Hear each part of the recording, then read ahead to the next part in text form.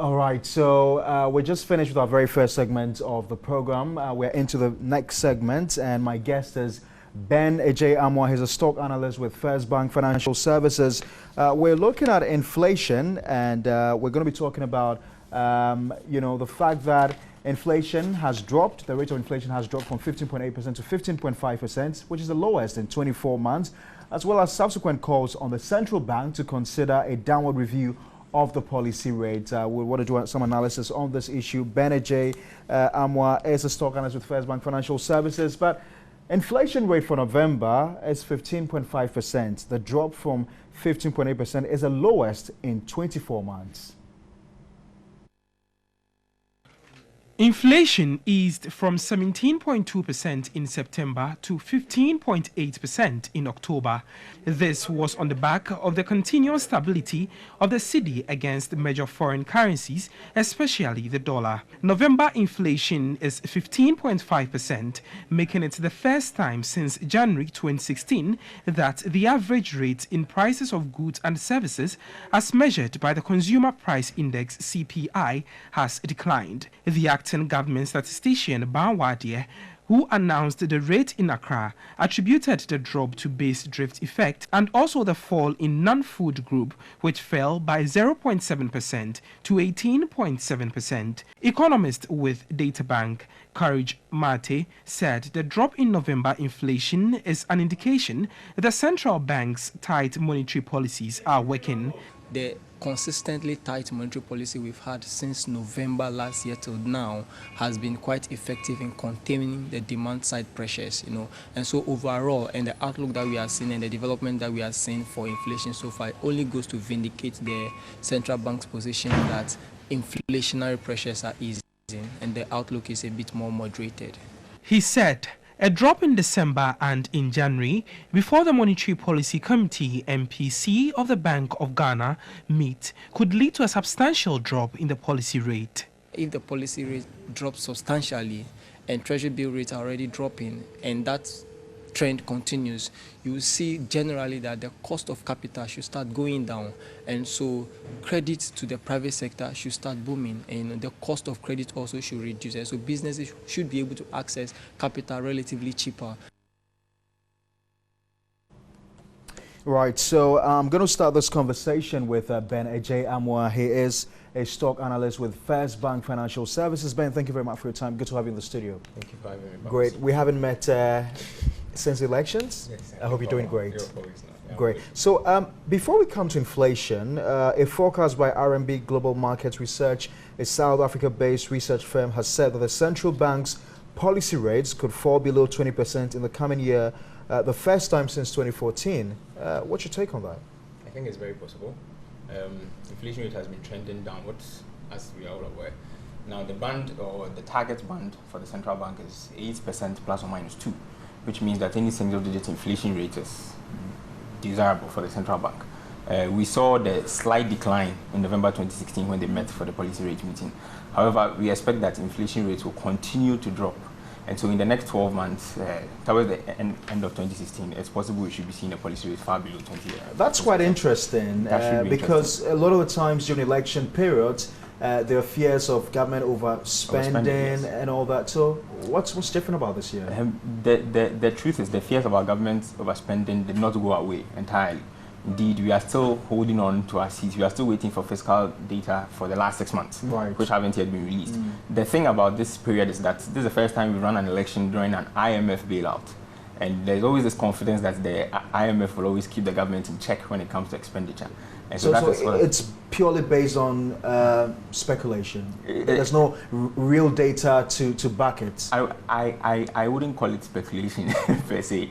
I think it's based on what they have seen in the past. The IMF is famous for its very stubborn stance, if I should put it that way.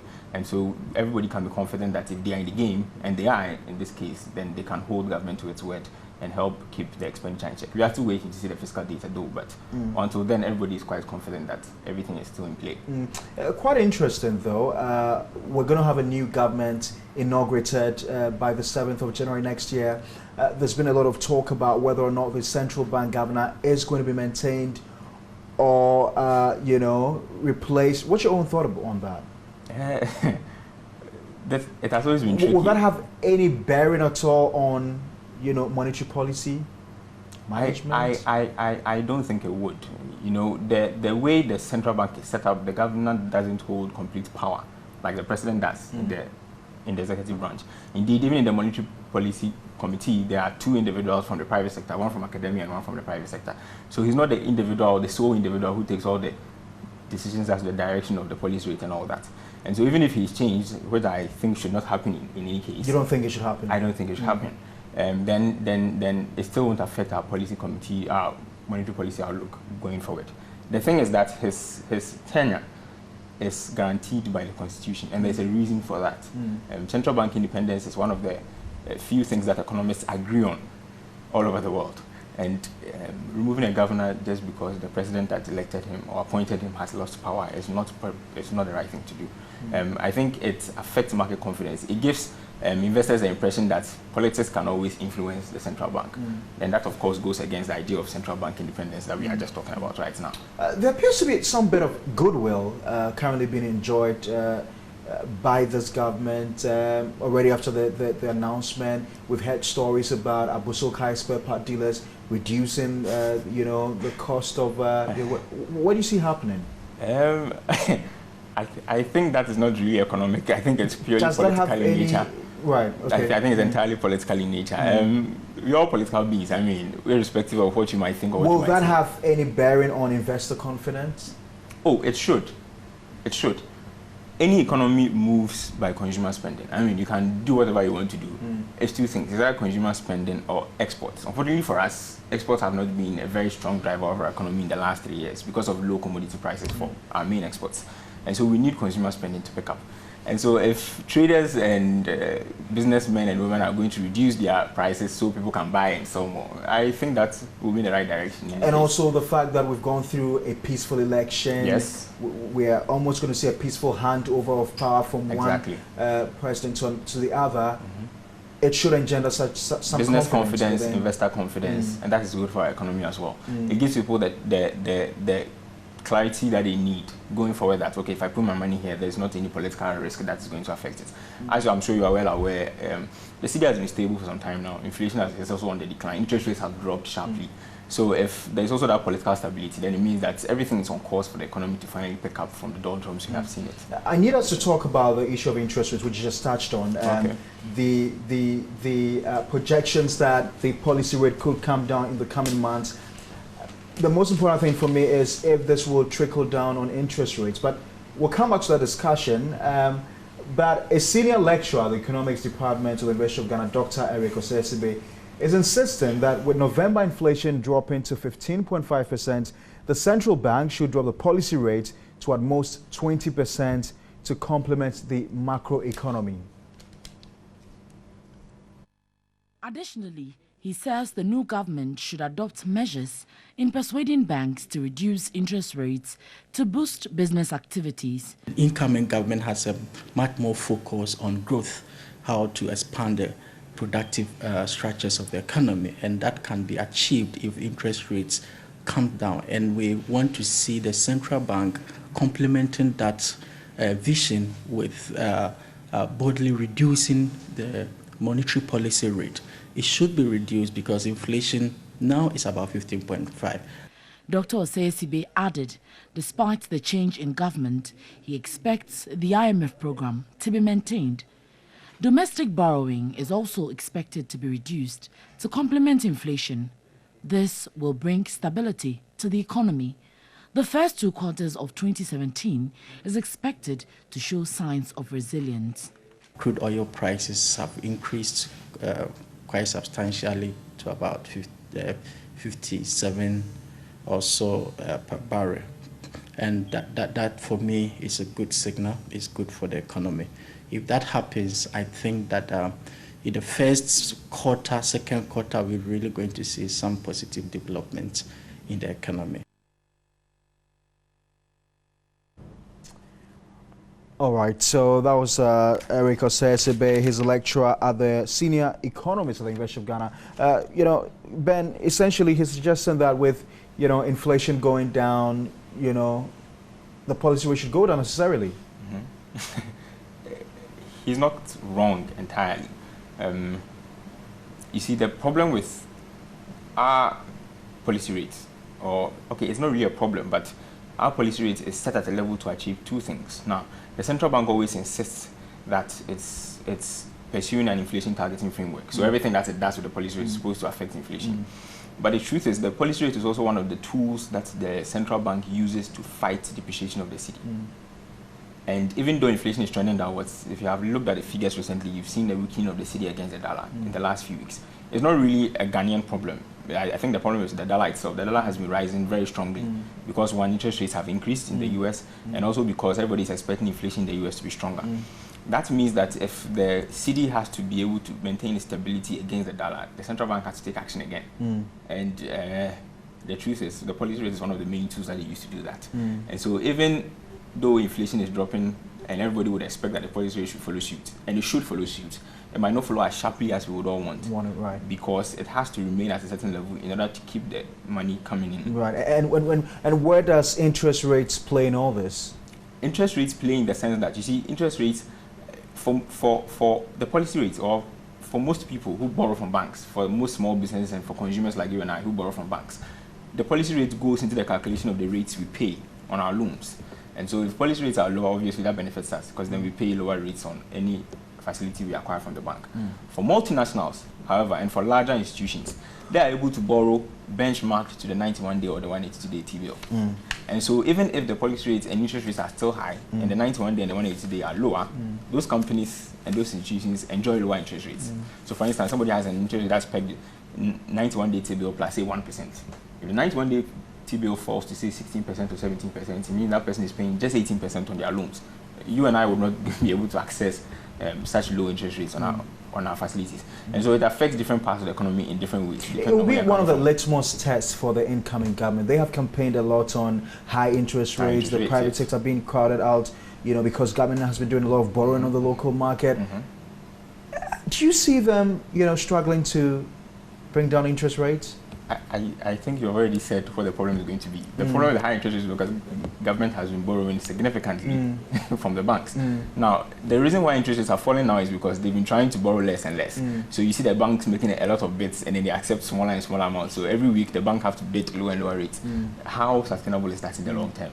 So they have to find a sustainable means for government revenue or for government spending that is not coming directly from government borrowing. Until they're able to find that source, they will still have to borrow at the rates that we are seeing now. Some have said, why does the government, you know, invite the heads of the various banks and get them to cap the interest rates? That is not a very viable option in our economy. We are not what we call a socialist or the planned economy. We don't have that system here.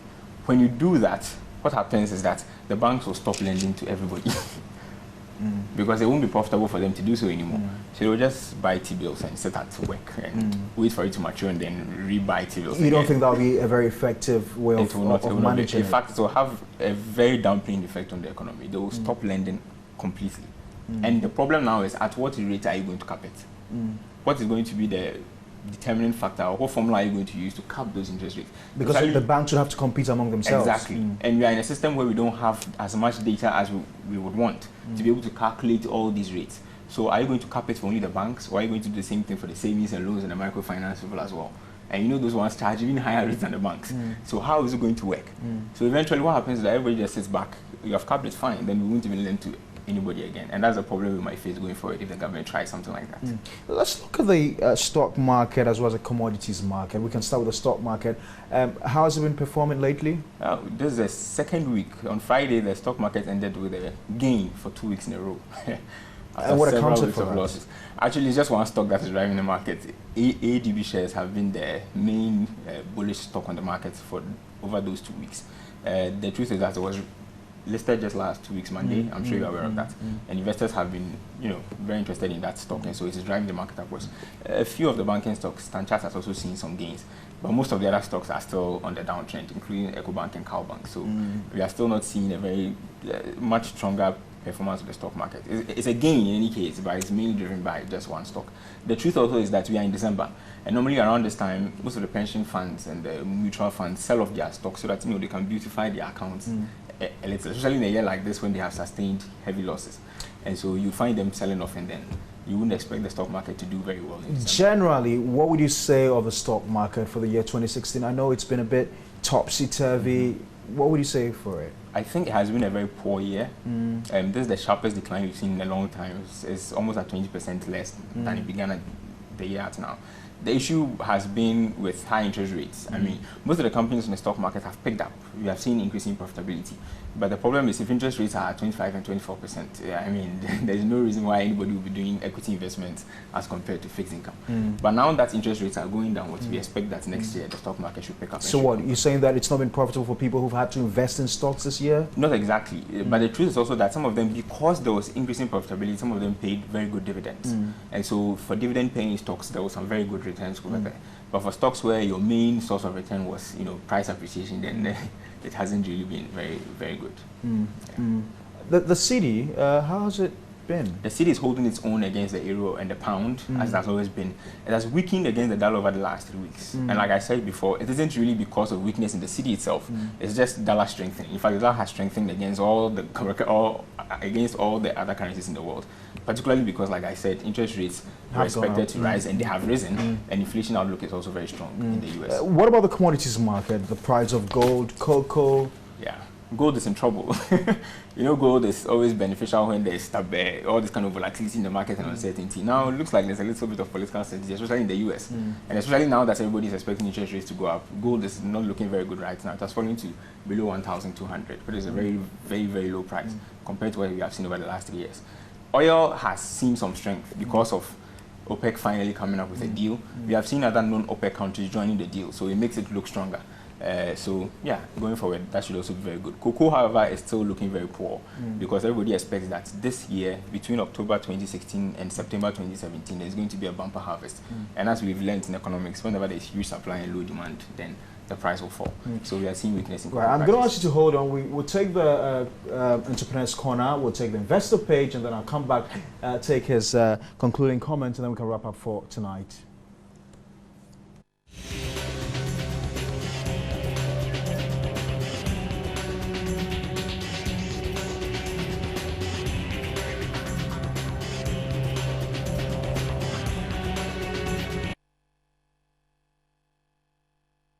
Ben, what do you make of it? Rick's taken? Yeah, it's true. And it's very true in our part of the world. I mean, things are always very uncertain in our part of the world. I mean, there's always doomsday, there's high inflation, there's running away interest rates and all those kind of things. But the truth is also that people have done it and have succeeded. And until you put your foot into the water, you can never tell how hot or cold it is. And so entrepreneurship involves you taking that bold step, going ahead and understanding that it's a risk you are taking.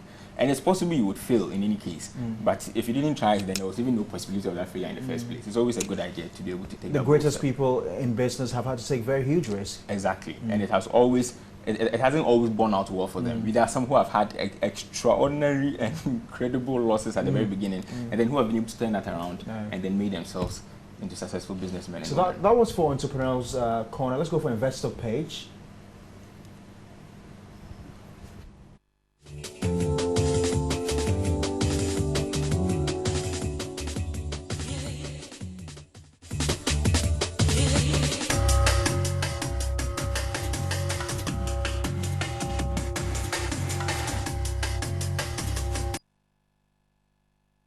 Risk. Yes, again, this is very true for our system.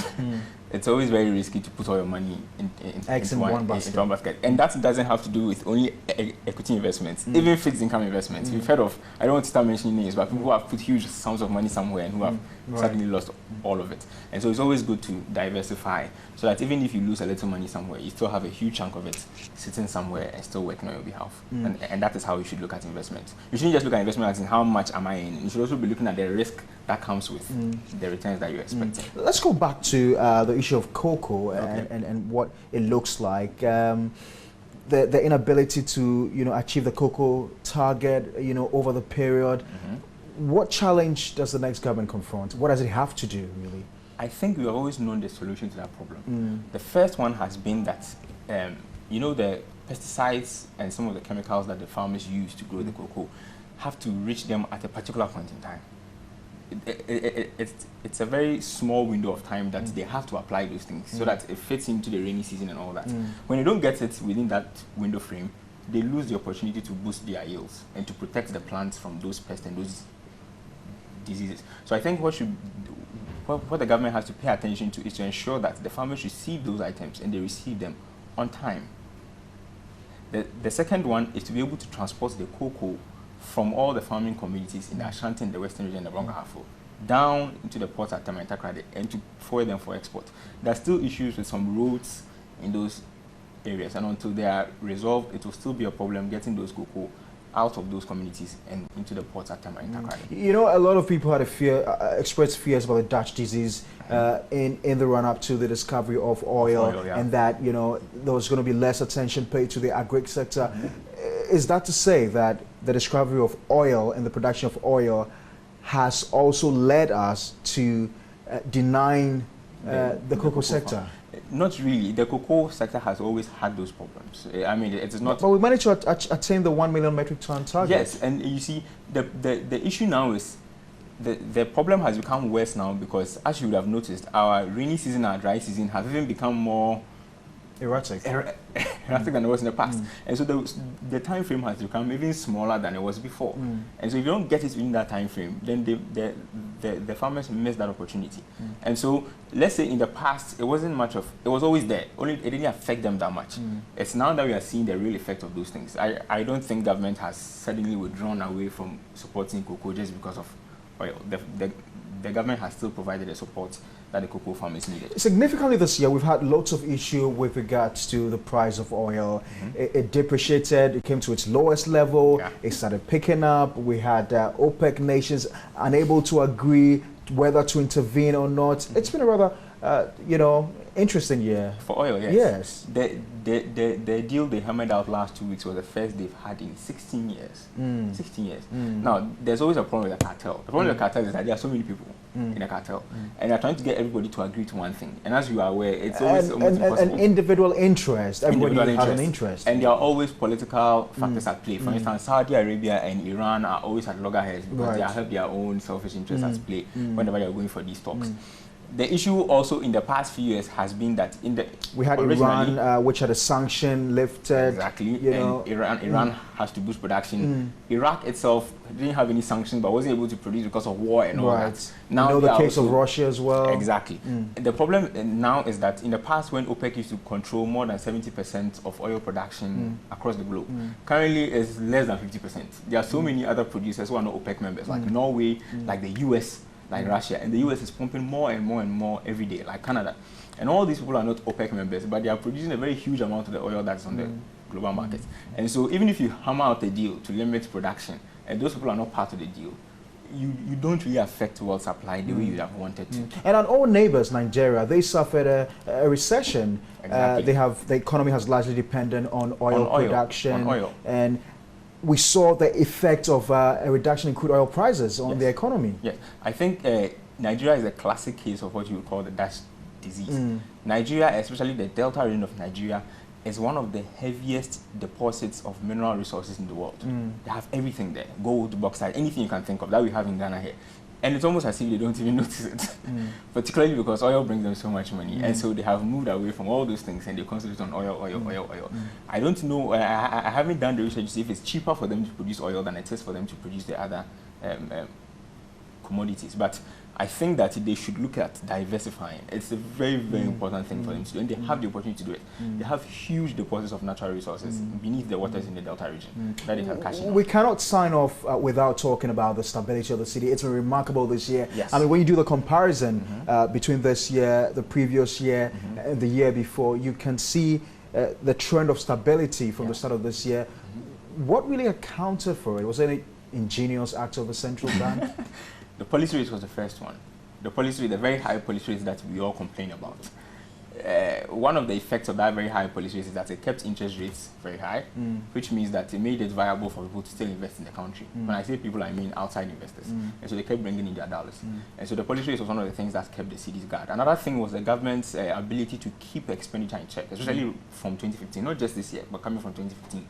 And so we saw investor confidence that, the issues that came up in the 2012 election that led to, the problems we face with our economic stability would not occur again. And I think they have been proven right. And so that was another thing that helped the monies coming in, and that helped the cedi to maintain its stability. And maybe we can wrap up with the bank's overexposure this year. Lots of indebtedness. We have the BDC debts, for instance. Government tried to come in some midway to sort of ring fence some of the debts. Are the banks going to recover? They should. Banking in Ghana is still very profitable. Interest rates are still very high. So banking in Ghana is very profitable. For the debts, VRA and ECG debts, there has been a little bit of closure on that. Actually, the government has hammered out a deal with the banks, stretched it out over a number of years. They took a little haircut on it, but I mean, they are still going to get their money back in any sense. I think the main problem now is the BDCs. Those people owe the government they owe the banks close to 500 million cedis, and they have to find a way to recover that. But we know about the FINA trade. We know about the FINA trade. For the BDCs, we know that the government is still in talks with the banks. And I'm sure that as long as the government is in talks with the banks, there's going to be a deal eventually. Ben, I've got to say a big thank you to you. Ben Agyei-Amoah is a stock analyst with the First Bank Financial Services. Thank you very much also for being with us on the show. Oh, I just remembered that today is what? The 19th? Yes, it is 19th. Okay, so Christmas is on Sunday. Yes. I don't know if we have another show on Monday. Thanks very much for watching. My name is Sparko Siasari.